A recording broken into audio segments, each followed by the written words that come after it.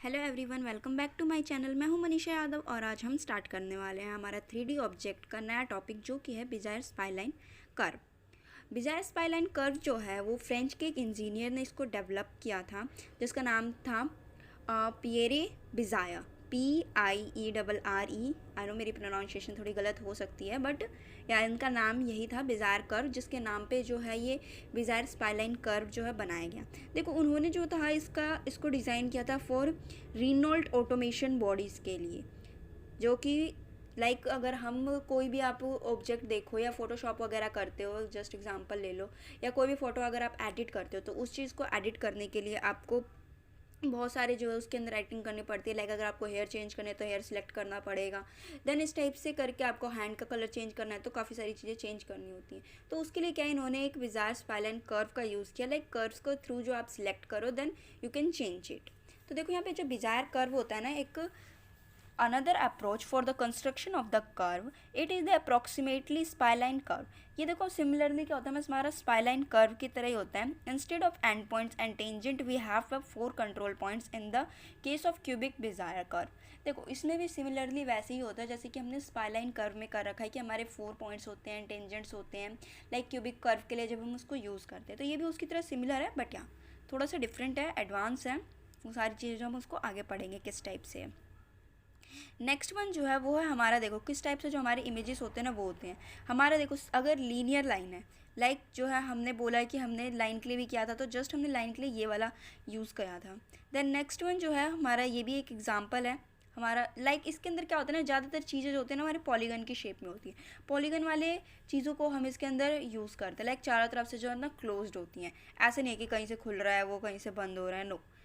जैसे ये देख लो, ये देख लो, ये क्या है कि अभी इसके अंदर देखो ये चीज़ जो है ना, आप इतना सिलेक्ट करो देन यू कैन चेंज इस हिसाब से। अच्छा देखो स्टार्टिंग में बता देती हूँ आपको कि इसका देखो एक डिसएडवांटेज भी है। इसमें क्या है ना कि अगर आप कोई चीज़ सिलेक्ट करते हो ना तो वो ओवरऑल कोऑर्डिनेट्स को मूव करा देता है। अगर आप अगर एक इसको सिलेक्ट किया है, अगर आपने चेंज करना चाहते हैं तो ये ओवरऑल सारे पॉइंट्स को मूव कराएगा देन उनको चेंज करेगा। तो ये इसका एक डिसएडवांटेज भी है बट यार स्पाइलाइन से एडवांस है, तो स्पाइलाइन से तो काफ़ी कुछ इसके अंदर अच्छा ही मिलेगा। तो आगे देखते हैं। तो देखो Bezier spline curve are widely used in CAD system and Corel Draw packages and many more graphic packages. इसको जो है हम बहुत सारे कोरल ड्रो वगैरह, कोरल ड्रो का अच्छा थोड़ा सा बता देती हूँ मैं। कोरल ड्रो क्या है ना, फोटो एडिटिंग के लिए हम ज़्यादातर यूज़ करते हैं। तो as we spline a Bezier curve can be specified with the boundary condition with the characterising the matrix और विद द ब्लेंडिंग फंक्शन। ये just end boundary function conditions के लिए यूज़ करते हैं और उनको कैरेक्टराइज करते हैं अकॉर्डिंग टू मैट्रिक्स। और ब्लेंडिंग फंक्शन का तो आपको पता ही है, जो लास्ट में हम चेंजेस कर देते हैं उसके अंदर। अगर हम P कोऑर्डिनेट लेके चल रहे हैं तो कोऑर्डिनेट से उसको चेंज करते हैं तो हमारे ब्लेंडिंग फंक्शंस में कन्वर्ट हो जाते हैं। लेट्स सपोज कि जो हमारा जो गिवन पॉइंट्स है ना वो n-n+1 कंट्रोल पॉइंट्स पोजिशंस है हमारे। ये जो है हमने एक इक्वेशन ले ली है, जस्ट आप बोल सकते हो बेजियर इक्वेशन भी इसको आप बोल सकते हो, ऐसा कुछ नहीं है। आई जो है ये हमारा लाइन फंक्शन है। अर्जन P4 जो है हमारा वेक्टर पोजीशंस है। अभी अपने पीछे देखा कि जिस टाइप से हमने वेक्टर्स लिए थे उसके लिए। देन पॉलिनोमियल जो बेजियर फंक्शंस होते हैं ना हमारे and point two start point two and point तक के लिए ये वर्क करता है हमारे। ये वाली जस्ट हमारी जो है फैक्टोरियल इक्वेशन है, थोड़ा सा अगर याद आ रहा हो तो ये सिग्मा का यूज़ करते थे हम उसके अंदर, फैक्टोरियल के अंदर यूज़ करते थे। अब देखो इसके अंदर जो PI था वो हमारा कंट्रोल पॉइंट है। Okay, PI is your control point and जो ये BIN जो है ना ये है हमारे बेजियर फंक्शंस। मीन्स कि अब देखो बेजियर फंक्शन है तो ये चीज़ तो आपको यार देखो इतना पढ़ते पढ़ते ये हो गया होगा कि जब भी कोई हम वैल्यू को सॉल्व करते हैं वो हर्माइट कर्व हो, स्पाइलाइन कर्व हो, तो हम जो उसके फर्स्ट कुछ आगे के डिजिट्स लेके चलते हैं ताकि हमें आगे चल के ना कन्फ्यूज़न ना हो, क्योंकि अब अभी तक में बहुत सारी एल्गोज इकट्ठी हो गई हैं। तो इस वजह से जो है हम एक जस्ट कॉन्सेप्ट याद रखने के लिए एक पॉइंट लेके चलते कि अच्छा ठीक है BI आया तो हमारा बेजियर फंक्शन होगा। तो जस्ट इसीलिए जो है हमने BI लिया है यहाँ पे बेजियर फंक्शन के लिए। नॉन देखो बेजियर फंक्शन जो है ना हमारा वो इसलिए भी इम्पॉर्टेंट है क्योंकि ये क्या करता है ना कि हमारे जो स्मूथनेस होती है ना उसको इजीली डिटेक्ट करता है, किसी भी बाउंड्री की जो स्मूथनेस है कि अगर देखो कई बार क्या होता है कि जब आप फोटो को एडिट करते हो तो फोटो फट जाती है, और जब आप उसको जूम इन करते हो तो क्या होता है कि बस ब्लर से दिखाई देती है और फटी हुई फोटोज दिखाई देती है। बट इसमें क्या होता है ना कि मैंने सबको बताया कि ये जो है एडवांस होता है उससे, तो इसमें क्या है कि वो स्मूथनिंग प्रोवाइड करता है। और जो उसका वेट होता है ना लाइन का वेट मतलब वो नहीं कि 2 किलो का हो गया 3 किलो का, नो वो वाला वेट नहीं। लाइक वो कितने इंच चौड़ी है, कितने इंच पतली है, वो वाला वेट उस चीज़ को ईजिली डिटेक्ट करता है। एंड उसको किस मिनिमम पॉइंट तक आप उसको डिज़ाइन कर सकते हो वो भी आपको ये बताता है। नाउ तो ये देखो ये वाली इक्वेशन हम लिख लेंगे। थोड़ी सी फैक्टोरियल वाली इक्वेशन याद आ रही होगी ना, जैसे फैक्टोरियल करते थे हम। हाँ, ये वही इक्वेशन है, जस्ट एक इक्वेशन है। ये हमारा बिज़ायर फंक्शन है। देखो BEZ जो है, इस IN इसको आप बिज़ायर भी बोल सकते हो। और जो ऊपर वाली इक्वेशन थी हमारी, जो कि थी हमारी BIN, उसको भी आप लिख सकते हो, ऐसा कोई कंपलसरी नहीं है। ये भी हमारी एक बिज़ायर फंक्शन है, वो भी एक बिज़ायर फंक्शन है। फॉर इंडिविजुअल कोऑर्डिनेट्स, देखो इंडिविजुअल कोऑर्डिनेट्स के लिए क्या करेंगे, कोऑर्डिनेट्स हमारे XYZ थे, जस्ट उसको इस इक्वेशन के अंदर हमने यहाँ पे पुट किया है। इसके अंदर पुट कर लो, या जो ऊपर हमने अभी इक्वेशन निकाली थी ना P4 ऐसे करके, वो उसके अंदर आप उन्हें पुट कर दिए। ठीक है, ये कोई मैटर नहीं करता कि आप इसके अंदर पुट कर रहे हैं या इसके अंदर पुट कर रहे हैं, बट या उसमें पुट करोगे तो आपको ईजी होगा, बिकॉज इसके अंदर पुट करोगे तो आपको सॉल्व करना पड़ेगा फैक्टोरियल। तो फैक्टोरियल सॉल्व करने से बेटर है कि आप उसके अंदर सिंपल सा पुट कर लो, है ना। अब बारी आती है भाई देखो मेन फंक्शन की, हमारा बिज़ायर प्रिंसिपल क्या बोलता है। देखो जो बिज़ायर प्रिंसिपल होता है ना, वो डिपेंड करता है हमारे कोऑर्डिनेट्स होती है, पैरामीट्रिक लाइंस होती हैं जो कि डिवाइडेड होती हैं फर्दर कर्व्स वगैरह के अंदर। तो जस्ट हमने कुछ नहीं कर रखा है इसके अंदर, हमने एक सिंपल ऐसे ड्रॉ करो, आप ड्रॉ करते हुए चलो मेरे साथ साथ, बिकॉज अगर कॉम्प्लेक्स हो गया, अगर मिक्स कर दिया तो आपने तो फिर समझ नहीं आएगा। तो P पॉइंट से पहले P1 तक, देन P2, देन P3 तक जाएंगे। इसके बाद जो है आपको जस्ट एक कर्व ड्रॉ करना है, जिसको आप अभी कुछ नाम नहीं देंगे, जब वो एंड पॉइंट ज्वाइन करेंगे ना तब नाम देंगे। फिर हम जस्ट एक पॉइंट ऐसे ड्रॉ करेंगे जिसका नाम हमने Q1 दे रखा है, Q0 एंड Q2। और जो ये पॉइंट जो है ना, यहाँ पे जो ये लाइन ज्वाइन करती है, that is called our R point. ठीक है, डायग्राम समझ में आ गया। मेन जो है वो डायग्राम का ही है, बाकी सारी चीज़ें अगर डायग्राम आ गया समझ में तो बाकी सारी चीज़ें तो अपने आप ही समझ में आ जाएंगी। तो जैसे जैसे हमने डायग्राम लिया है वैसे वैसे जो हमने इसके कोऑर्डिनेट्स बना लिए हैं। देखो Q0 के लिए, Q1 के लिए, Q2 के लिए, C1 C2। अच्छा हाँ, एक चीज़ का और, ये जो है ना 1 - 4 लग रहा होगा आपको, नो ये क्या है हमारा, इट्स अ U। क्या है हमारा, या इसको U कंसीडर करना, क्योंकि आपको कई जगह से कन्फ्यूज़न होगा कि वो आपने 4 ले रखा है, but no it's a U। Bezier curve की जो इक्वेशन थी उसमें भी ये U था, नहीं 4 नहीं था। ठीक है, इसका याद रखना, बीच में पूछूंगी भी। Now we use a C1 C2 Q1 Q0 Q2, it's a value for R की वैल्यू में इन सारी वैल्यूज़ को क्या करेंगे ना, हम सिमिलरली पुट करेंगे, ताकि जो हमारा प्रिंसिपल जो बिज़ायर कर्व की प्रिंसिपल की जो वैल्यू है वो निकल कर आ सके। तो ये थी हमारी R की वैल्यू। कुछ नहीं करना है। देखो अभी यहाँ पे क्या है ना कि थोड़ा सा मैटर कॉम्प्लेक्स हो गया है। यहाँ पे कॉम्प्लेक्स का मतलब क्या है कि आपको सॉल्व करना पड़ेगा। तो नोटबुक्स उठाओ, पेन कॉपीज उठाओ और इसको सॉल्व करो।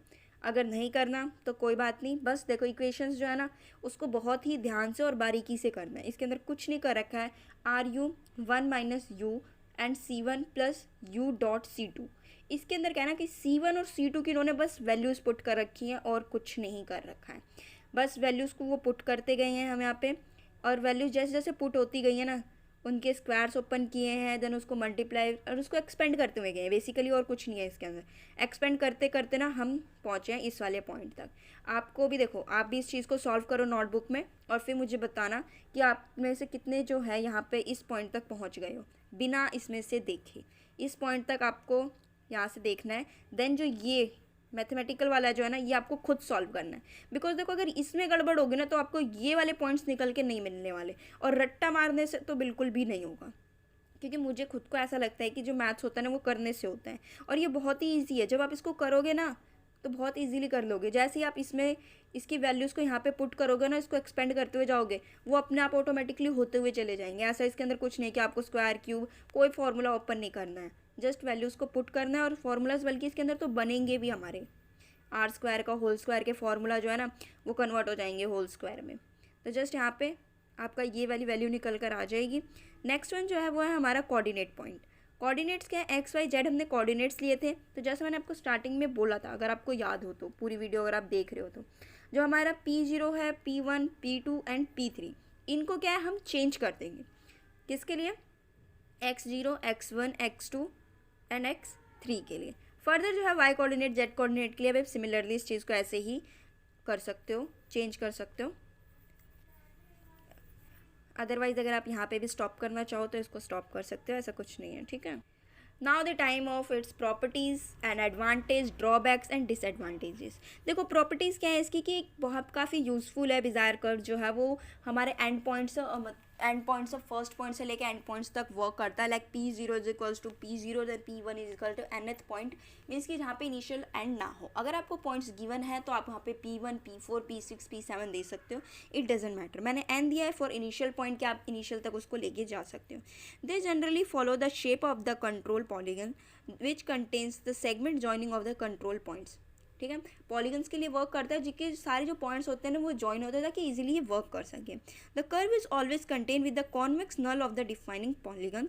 It is quite easy to implement. देखो थोड़ा सा ईजी होता है एज अ इम्प्लीमेंट, मतलब इसको वर्क करने के लिए इसके ऊपर ईजिली समझ में आ जाता है। जब भी आप इसको करने बैठोगे ना, आपको बस क्या करना है कि आपको फिगर माइंड में होनी चाहिए। देन जैसे जैसे आप टेंजेंट्स वगैरह पॉइंट्स वगैरह ड्रॉ करते जाओगे ना, आपके फॉर्मूलाज खुद पे खुद बनते चले जाएंगे। देखो सबसे बड़ा ड्रॉबैक क्या आता है इसका कि the degree of the Bezier curve depends upon the number of control points. जो हमारा पूरा बिज़ायर कर्व होता था ना, वो स्टार्टिंग में भी बताया कि स्पाइरल कर्व की तरह होता था। तो ये क्या करता था कि पूरे हमारे कंट्रोल पॉइंट्स के ऊपर डिपेंड होता था। मीन्स कि अगर हमारे पे 5 कंट्रोल पॉइंट्स होते हैं, 5 कंट्रोल पॉइंट के लिए वर्क करेगा, नॉट अ 6 पॉइंट के लिए। ओके, अब मान लो कि कोई इमेज है मेरी, लाइक इस टाइप से मेरी कोई एक इमेज है। अब मैंने इसको P नाम P0 दे रखा है, इसको P1 दे रखा है, P2 दे रखा है, P3 दे रखा है, और इसको मैंने कोई नाम नहीं दिया है।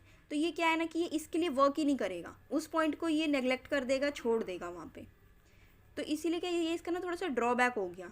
और इसमें एक चीज़ और भी ड्रॉबैक था इसका। देखो ये ना पूरे पूरे कोऑर्डिनेट्स को चेंज करता था। लाइक अगर आप एक कोऑर्डिनेट को मूव कराना चाहते हो तो ये पूरी की पूरी इमेज पूरी पूरे कोऑर्डिनेट को मूव करा देता था। तो ये भी इसका एक बहुत बड़ा ड्रॉबैक था। बट देखो एडवांटेज क्या था इसका कि ये स्टेबल होता था। अगर आपकी डिग्री कम से कम है ना, लाइक अगर आपकी एक सिंगल लाइन है ना, लाइक P0 से अगर P1 तक की भी अगर आपकी एक लाइन है छोटी सी, तो ये क्या होता था, स्टेबिलिटी मेंटेन करता था। At the lower control points के लिए भी बहुत ही स्टेबल था, उनके लिए स्टेबिलिटी काफ़ी ईजिली मैनेज करता था। And thank you for watching this video. अगर इस वीडियो से रिलेटेड आपको कोई भी डाउट हो तो आप मुझे कमेंट बॉक्स में कमेंट करके बता सकते हैं। Thank you.